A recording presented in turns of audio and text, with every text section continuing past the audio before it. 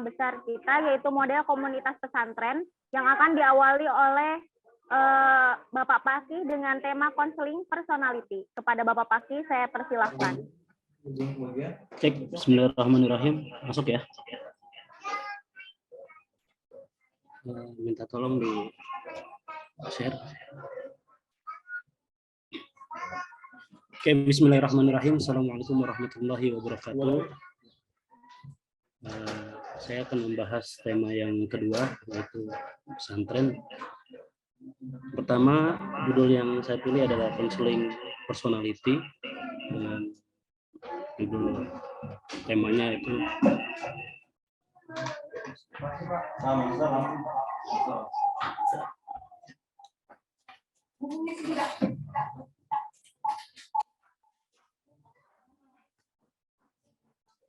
itu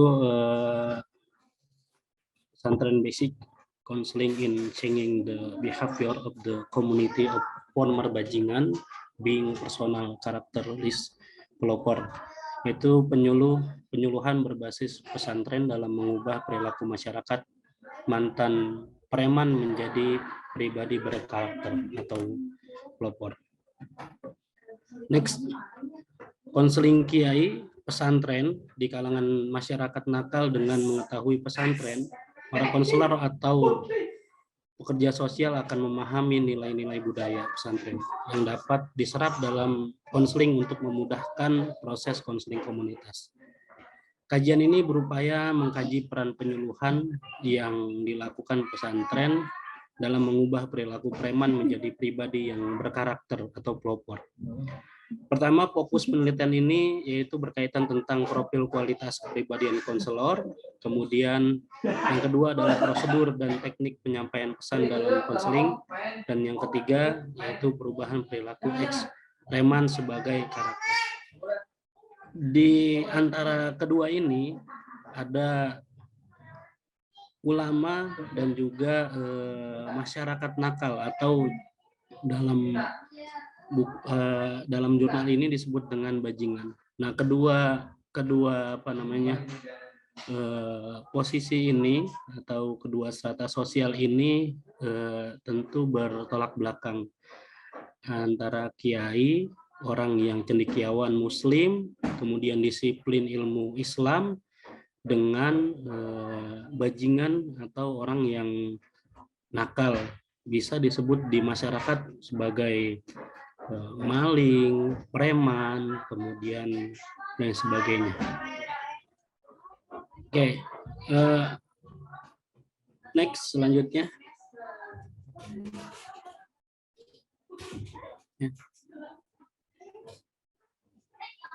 Selanjutnya.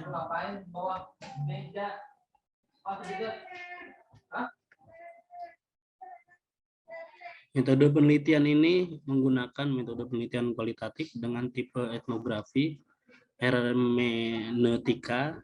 Alasan pemilihan metode ini yang pertama yaitu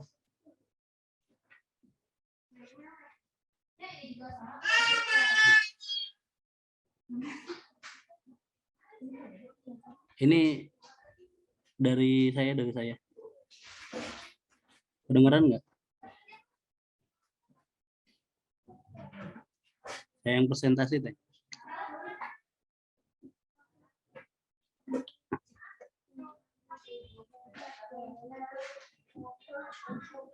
Pertama, penelitian ini mengungkap dan mendeskripsikan pola, kemudian tipologi dan kategori budaya masyarakat pesantren.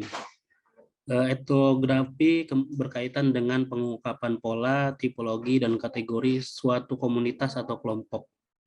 Nah, kalau etnografi berarti belajar dari masyarakat melalui perilaku budaya, pengetahuan budaya atau pesan pidato, dan artefak budaya dari sudut pandang mereka. Tujuannya adalah etnografi mencoba mengungkap dan memahami berbagai makna yang dianggap oleh pelaku budaya biasa, kemudian peneliti mencoba menjelaskan pemahaman baru yang diperoleh dalam budaya tersebut. Oke, yang pertama adalah kita lihat kualitas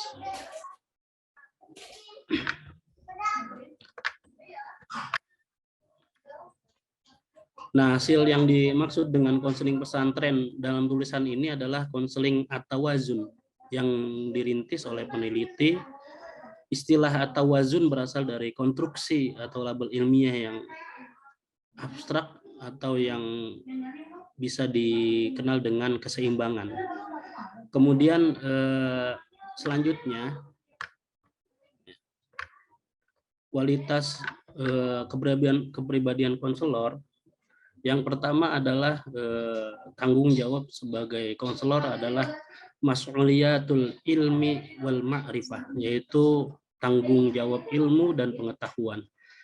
Dan yang kedua yaitu mas'uliyatus suluk, yaitu tanggung jawab menjaga tingkah laku yang terakhir. Ketiga, mas'uliyatul khuluq, yaitu tanggung jawab menjaga akhlak yang mengarah pada perilaku batiniah. Nah, sebagai seorang kiai itu perlu memberikan pemahaman pendekatan yang strategis di masyarakat. Kalau kita merujuk kepada sejarah dalam Islam juga, saat itu Nabi Muhammad memberikan pendekatan kepada seorang Umar bin Khattab, karena salah satu pendekatan yang pertama yaitu doa, kemudian pendekatan yang kedua yaitu dengan dakwah secara perilaku, akhlak, sikap, dan kemudian penyampaian, yang pada akhirnya tersebarlah sebagai ajaran agama Islam. Nah, juga seorang konselor yang di dalam ini memiliki beberapa kualitas yang harus dimiliki. Yang pertama yaitu kualitas alim atau memiliki dan mengamalkan ilmu. Ya. Kedudukan orang berilmu itu, khususnya ulama di tengah masyarakat, ibarat sebuah lampu yang menerangi alam sekitarnya, atau seperti pohon rindang yang rimbun dengan bunga dan buah di sebuah taman manusia. Yang datang ke pohon itu bisa berteduh di bawahnya, menikmati bunga-bunga yang harum baunya dan juga merasakan buah dari pohon yang sudah masuk. Kemudian konselor juga harus menguasai ilmu dan mengamalkannya serta mengharap ridho Allah. Kebijaksanaan adalah syarat mutlak untuk melakukan suatu pekerjaan. Az-Zarnuji dalam penyampaian yang berkeyakinan bahwa setiap muslim diharuskan mempelajari ilmu-ilmu sosial, muamalah, dan teori-teori. Kemudian selanjutnya yaitu kasih sayang.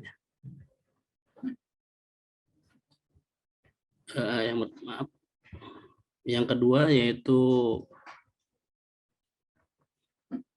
kasih sayang. Konselor juga harus menunjukkan kasih sayang kepada santri dalam kehidupan sehari-hari, baik saat santri mengabdi di pesantren maupun saat wisuda atau sudah keluar. Nah, kasih sayang ini meliputi aspek lahiriah dan batiniah, sehingga hubungan akan santri murid dengan seorang guru itu menyambung atau berkelanjutan.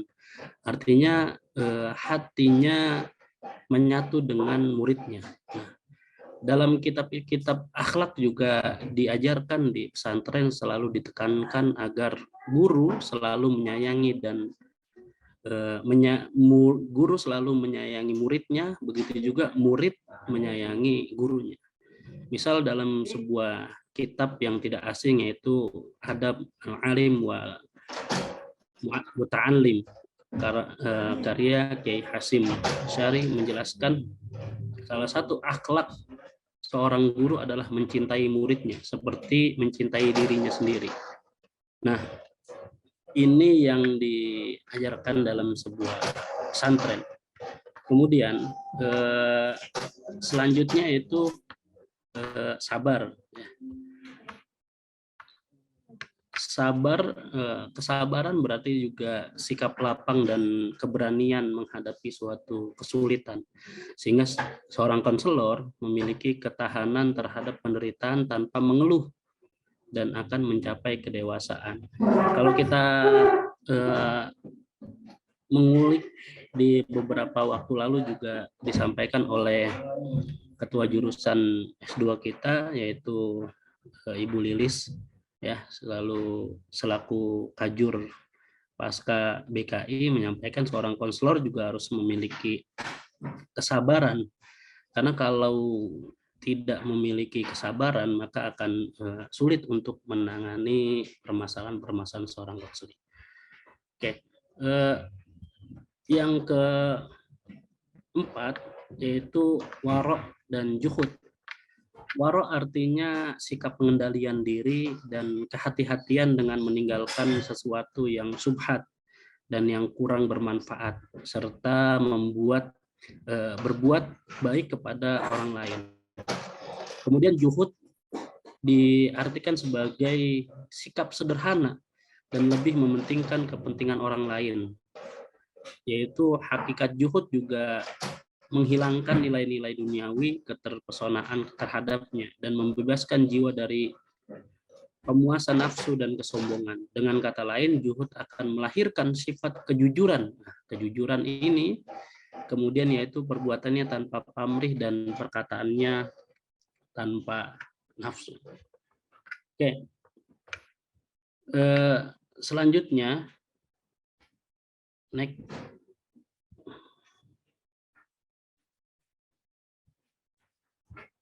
Selanjutnya itu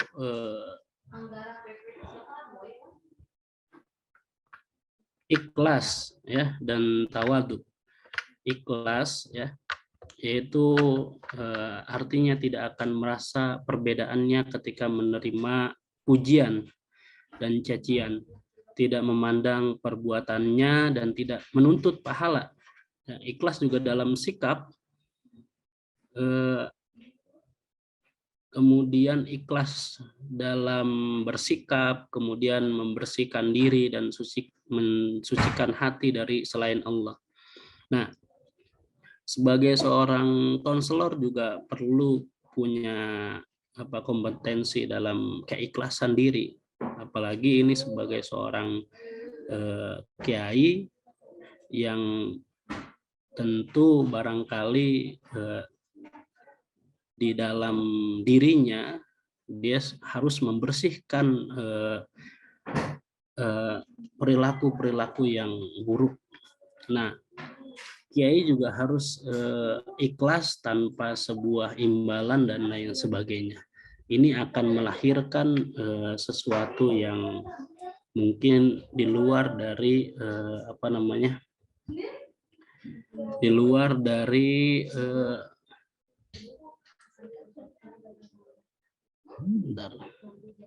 maaf.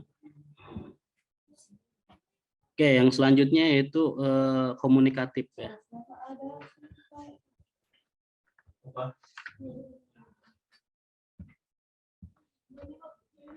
Oke, komunikatif, konselor harus memiliki basis massa yang kuat di bawah sekaligus memiliki jaringan yang kuat, sehingga beberapa program bimbingan dan konseling berjalan sesuai dengan yang diharapkan.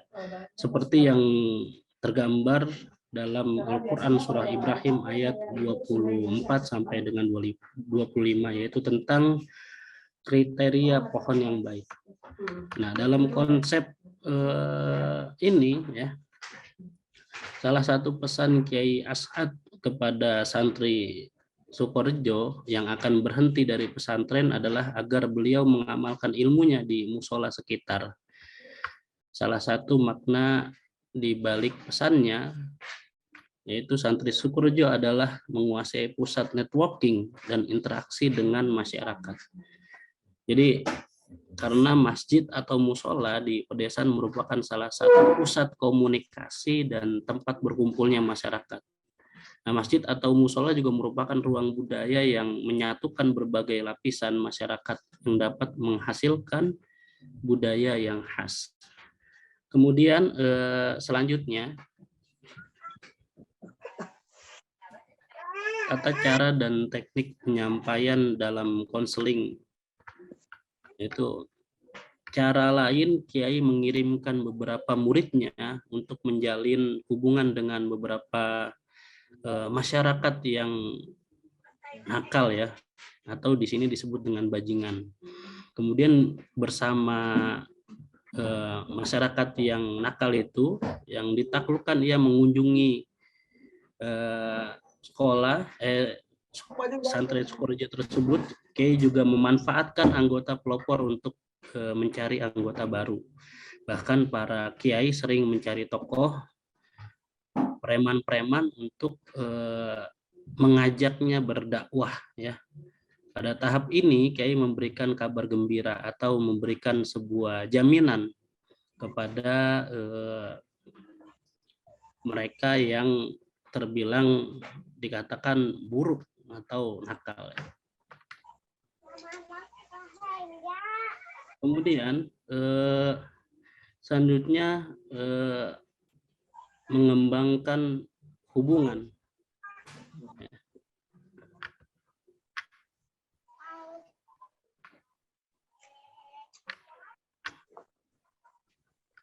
Ini memberikan hubungan kepada kiai ya, memberikan hubungan kepada masyarakat yang disebut dengan masyarakat bajingan. Dan yang ketiga itu memberikan intervensi atau tahapan tindakan. Dan yang keempat, rencana tindak lanjut. Oke, selanjutnya. Oke, yang teknik penyampaian pesan dalam konseling yang pertama, target jaminan seumur hidup. Nah, yang disampaikan oleh kiai tersebut adalah dia memberikan sebuah jaminan penyampaiannya seperti apabila kamu mengikuti saya, insya Allah kamu akan berada di akhirat kelak nanti di surga bersama saya. Nah, itu akan mendorong mereka, masyarakat bajingan itu, untuk semangat kembali bertaubat lah gitu. Kemudian kalau kamu tidak ada, insya Allah nanti akan saya cari. Nah, begitu pesan-pesan yang memang sedikit tapi memberikan semangat hidup kembali kepada mereka, bahwa ada harapan di dalam dirinya untuk melakukan hal-hal yang baik. Kemudian pesan menurut bahasa, yaitu menyesuaikan dengan yang memang sesuai dengan latar belakangnya. Oke, selanjutnya next.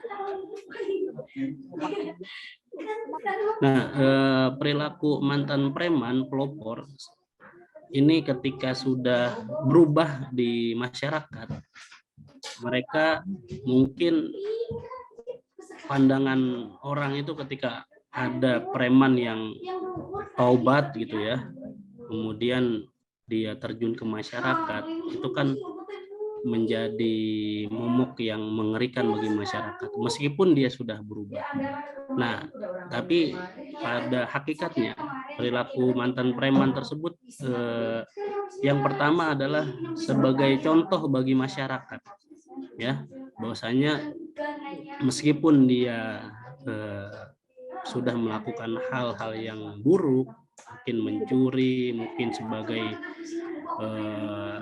tukang pukul dan sebagainya, mereka juga punya hak masa depan untuk menjadi yang lebih baik. Yang kedua, sebagai sebuah motivator. Kalau mantan preman atau bajingan yang taubat, itu rasanya menyampaikan pesan itu kepada orang-orang itu mungkin bisa lebih menyentuh karena dia merasakan gitu, karena dia mungkin sudah mencoba hal-hal itu. Nah, itu lebih dalam. Kemudian yang ketiga, sebagai penyumbang dalam pembangunan pesantren. Tentu mereka mempunyai andil dalam sebuah pembangunan di pesantren. Yang selanjutnya yaitu ikut aktif menjaga keamanan pesantren. Di pondok tersebut kiai menempatkan sesuatu ya pada tempatnya gitu. Maka orang-orang yang jadi preman, orang-orang yang mantan bajingan tersebut ya manfaatkan oleh kiai sebagai penjaga keamanan, dan pesantren pun menjadi aman karena orang-orang yang ditakuti di masyarakat ikut dalam proses pengembangan keamanan pesantren. Oke, selanjutnya saya memberikan sebuah kesimpulan dalam tulisan ini. Kualitas kepribadian kiai sebagai konselor ada dalam konstruk atau wazun, atau ada keselarasan antara kualitas solihiyah, kecakapan dan keterampilan ilmiah, dan integritas solih atau kekuatan karakter. Bagi pesantren, kemampuan perilaku salahiyah dan solih tidak hanya untuk mencapai sebuah kesuksesan hidup di dunia, tetapi juga untuk mencapai kebahagiaan di akhirat. Nah, dalam teknik penyampaian pesan terdapat keseimbangan antara targhib dan tarhib, sehingga bajingan tersebut memiliki semangat dan optimisme bahwa taubatnya diterima oleh Allah, serta rasa khawatir tidak diterima sehingga lebih rajin berbuat kebaikan. Nah, demikian juga sebagai kiai menyampaikan pesan sesuai dengan bahasa mereka, kemudian tingkat pemahaman mereka, pandangan terhadap dunia, dan berempati sehingga pesan mereka dapat menyentuh hati mereka. Ada keselarasan antara lahiriah dan batinnya. Nah, sedangkan konstruksi atau wazun tentang perubahan perilaku bajingan atau bekas merupakan keseimbangan antara ritual dan sosial yang soleh. Mantan bajingan jangan hanya beribadah untuk berbenah diri, tapi juga mengajak masyarakat untuk membangun peradaban bersama masyarakat sekitar. Yang terakhir, bimbingan atau wazun meliputi penyuluhan menyeluruh bersumber dari nilai-nilai agama dan praktik-praktik terbaik di kalangan pesantren. Bimbingan pesantren ini memadukan unsur lahiriah dan batiniah, yaitu dunia dan ukhrawi, jiwa dan raga. Konseling ini harus dikembangkan dalam beberapa lembaga pendidikan atau lembaga sosial, khususnya psikologi dan konseling. Mungkin itu saja yang bisa saya sampaikan. Terima kasih. Mohon maaf apabila ada kesalahan. Assalamualaikum warahmatullahi wabarakatuh. Waalaikumsalam warahmatullahi wabarakatuh. Saya ucapkan terima kasih kepada Bapak Pakih. Baik, masih dengan tema model komunitas pesantren. Selanjutnya